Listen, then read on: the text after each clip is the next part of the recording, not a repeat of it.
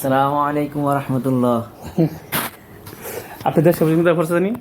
আমার হলো দেশের বাড়ি হলো শাহরাস্তি, চাঁদপুর শাহরাস্তি। চাঁদপুর, তাই না? হ্যাঁ, এই যে দেখছেন, এই বাইরে আমি কাজে লাগাইছি। ভাই ইনশাল্লাহ হ্যাপি আছে, সুখী আছে। আলহামদুলিল্লাহ। এই আর কি। তো বাসায় ভাই ভিডিওটা অবশ্যই দেখবো নাকি?